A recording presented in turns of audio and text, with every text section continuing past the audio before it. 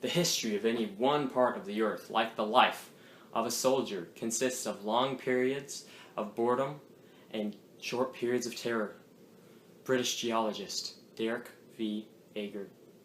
The universe was compacted into a space the size of a billionth of a proton, and all of the matter and energy was compacted together so infinitesimally minute, which expanded in a matter of a vast and sudden expansion on an immense scale, known as the Big Bang. In its first second, the singularity created gravity, and in less than 1 minute, the universe was 1,000,000 billion miles across. The heat that was formed from the imploding of the stars generated 100 million degrees or more of heat in the process of nucleosynthesis. This began the nuclear reactions which created the lighter elements of mainly hydrogen and helium with a little bit of lithium. And in less than 3 minutes, all of the matter that now exists was produced. The moment of creation of our solar system occurred approximately 13.7 billion years ago. And about 4.6 billion years ago, a matter of a gas and dust began to collect of about 15 billion miles across. The Earth was formed 4.55 billion years ago. The Moon was approximately formed 4.5 billion years ago by the Earth's collision with a neighboring planet, Theia. 3.6 billion years ago, single-cell prokaryotic organism was formed. 1 billion years ago, there was multicellular life. 570 million years ago came the first insect arthropods. 500 million years ago, the fish and proto-amphibians. 475 million years ago, the land plants grew. 300 million years ago, the reptiles came to be. 230 million years ago came the first dinosaurs, and then 200 million years ago, mammals. 2.5 million years ago, the first early humans appeared. And now, today, you sit or stand here. But how is what I just said relevant to us now in the topic of genetics? It's because we know a lot about our past.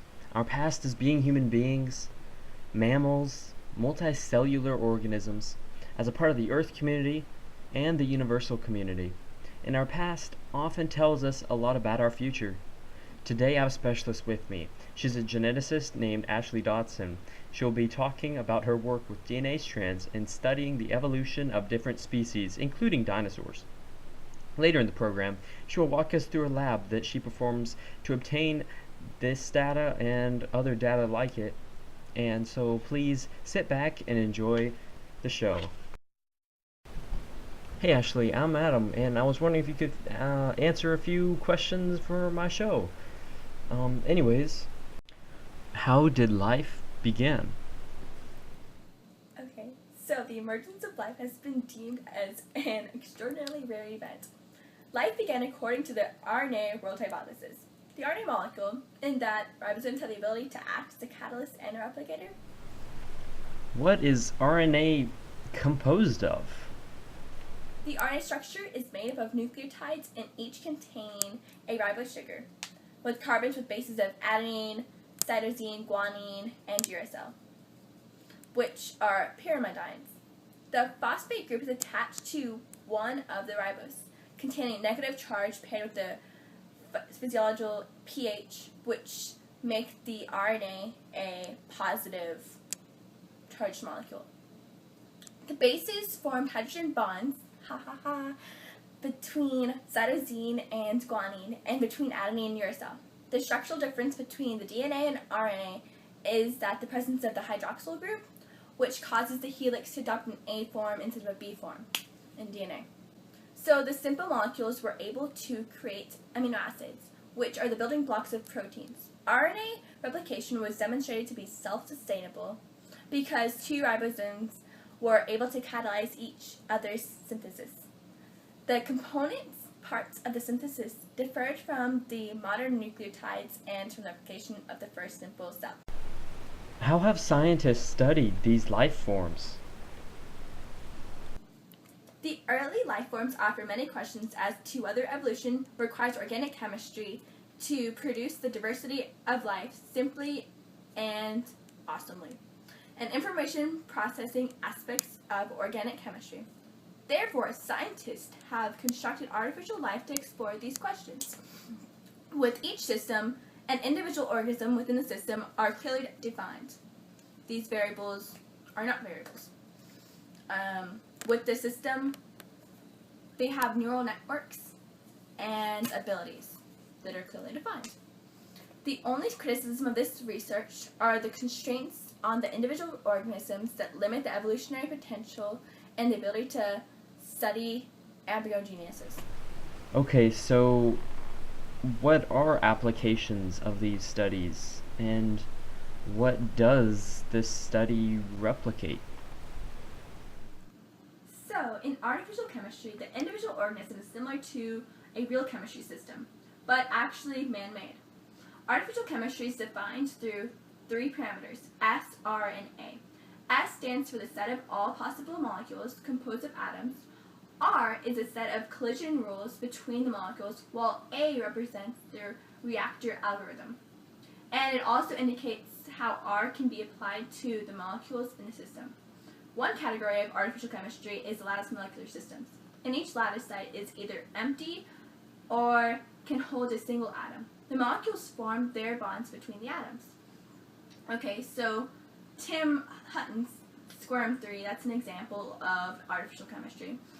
And his environment published articles beginning in around 2002, documenting the artificial environment's simplified real-world physics and chemistry. The chemistry consists of the reaction rules between the couple of atoms and details the bonds that are formed or broken. Through the interactions of the atoms, individual organisms can determine in Squirm 3, contrasting to the abstract artificial chemistry like Terra, which is another example. But with Squirm 3, it shows evolutionary innovation and simplifies the real-world chemistry. And so that's an identity or an individual in this environment is determined by the variables in the environment. What does the discoveries of fossils demonstrate? Discoveries of fossils demonstrates the missing links for the creation of today's modern animals and the understanding of evolution. So, for example, the first fossil was found in 1787 in New Jersey, simply a thigh bone of that hadrosaur. And so, what have these discoveries of fossils lead you to predict? There are few discoveries of prehistoric bird fossils because they are far less common than that of fish or invertebrates, and from their ability to avoid any dangers such as mudslides, tar pits, or volcanoes. Oh, volcanoes, they're so terrible, and other phenomena. So after discovering the earliest form of bird, which is called the Archaeopteryx, which lived in the Jurassic period, through dinosaurs and other fossils, many astronomers saw little difference between the modern birds and the dinosaurs. Yet, critics did have some good anatomical arguments where, birds, they're kind of light and they're thought to be smarter pretty much, and they have bones that have air pockets and they have flexible joints, along with their good warm-blooded qualities. Also, birds were said to have feathers where dinosaurs were not. You don't usually see pictures of dinosaurs with feathers. And so it contrasted the, dinosaurs, cold-blooded reptile type of image. Yeah. So, with the discovery of fossilized feather-like structures of the new species of Sinosauropteryx in 1996, it confirms the belief that birds descended from dinosaurs and are all living representatives of a dinosaur lineage called the Maniraptorans. The Sinosauropteryx lived about 125 million years ago, based on the dating of radioactive elements in the sediments that encase the fossil. The integumentary filaments were long, thin structures attached to the reptilian skin and allowed for the dinosaur to be considered the first feathered dinosaur. Most of the dinosaurs were not a part of the Maniraptoran lineage and were in other branches of the dinosaur family tree. However, other non-avian dinosaurs are still considered to be, they're trying to be cast into this lineage, like, some of the Tyrannosaurus rex, relatives, and the Velociraptors. Okay, so modern feathers have multiple functions. For example, they help birds retain their body heat, repel water, and attract a mate. Well, they also add, they help aid flight, which some birds don't, obviously, but if they do fly, it helps them very much. Feathers have also evolved from the spindly fiber in the fossils to the delicate instruments of flight today. Natural selection has helped develop this creature adaptations, and this adaptation may have started 240 million years ago, before the Archaeopteryx, the first bird. So filaments have been found in multiple parts of the dinosaur family tree, but they stabilized and evolved into modern feathers. So there's also been evidence that demonstrates that the filaments were also used for display due to the melanosomes, which are tiny sacs that hold a variety of pigment melanin. Melanosomes were found to contain eumelanin, which creates a gray and black tinge, and phenomelanin that gives the chestnut and reddish-brown hues. Awesome. The dissipating heat purposes of the filaments evolved to retain heat, and then evolved to become an instrument of flight that might also have helped them, become more aerodynamic, so they can glide, hop into trees, whatnot. Individuals that could perform this feat were able to beat their competitors by reaching their food sources, easier and escaping predators. They were also able to pass on these traits to subsequent generations. So birds began to evolve from dinosaurs after the mass extinction that ended the Cretaceous period, and then developed higher metabolisms than that of the velociraptors, which is great. Their teeth disappeared and their tails became shorter, along with development of a larger brain. From where do modern mammals that live today come? Okay, so modern mammals emerged in the subsequent 10 million years after the asteroid impact. Whoa.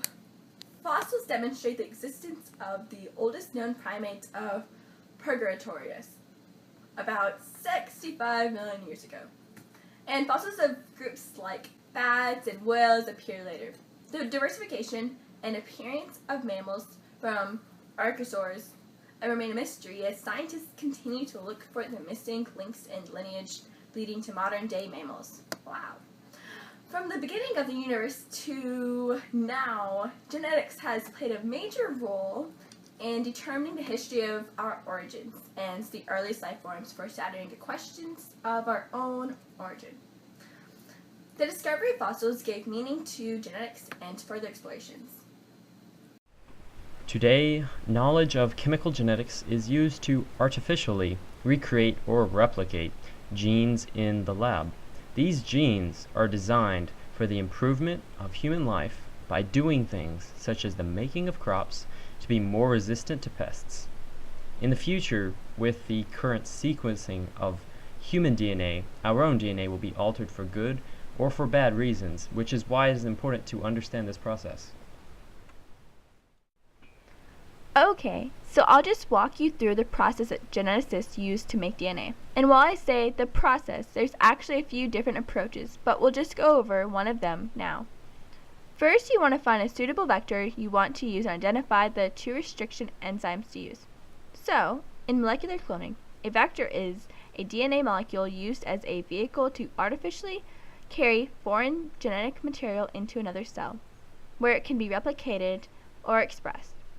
A vector containing foreign DNA is termed recombinant DNA.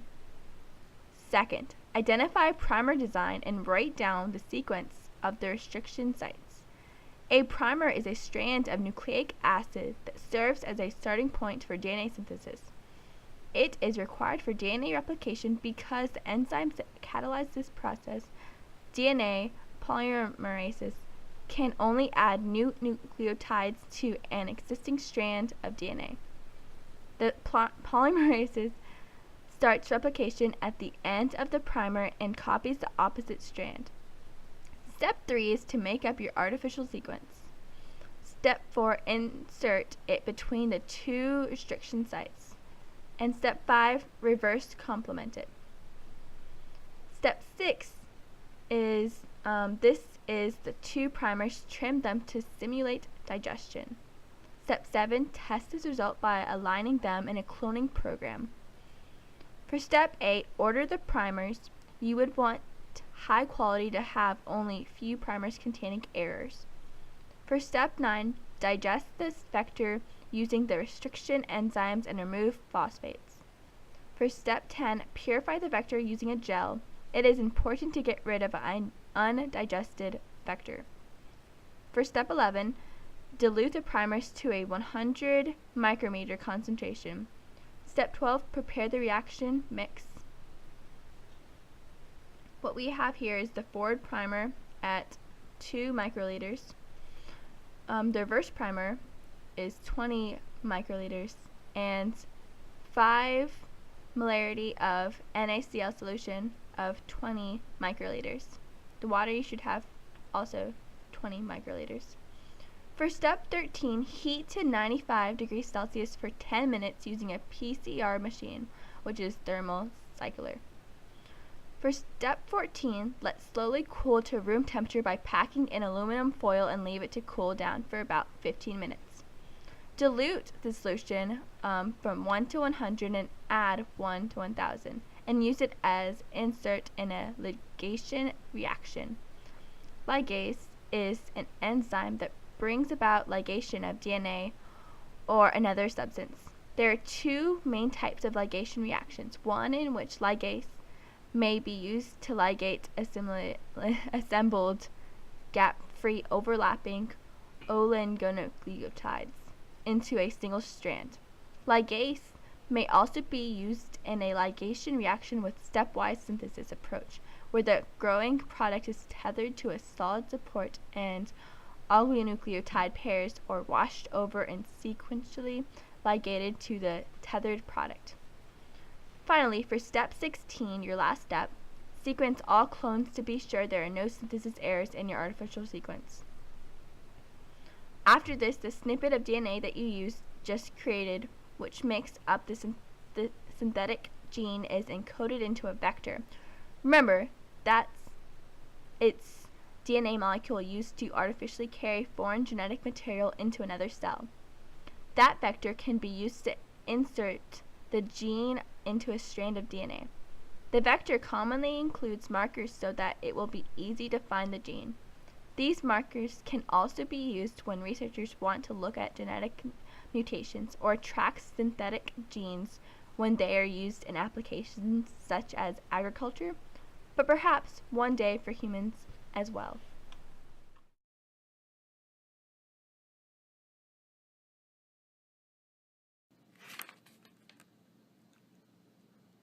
Maybe you should put it in front of your head. No, I can't see that far. I don't have my glasses on. Okay. 3, 2, 1. There were a few discoveries in prehistoric bird fossils because there were a few, There were a few discoveries of prehistoric bird fossils because there were One more time. I'll just get it. Far less common of a species than that of mammals. Nope, mammals don't exist then. There's also vivid evidence that demonstrates that the filaments were used especially for display due to the melanosomes, tiny sacs, Oh crap. Keep on going. I'll edit. Discovering the earliest type of bird, and it's called a Archaeopteryx, which lived in Jurassic Park period. Oh, shut up! Sorry, I didn't mean that part. What? My mispronunciations.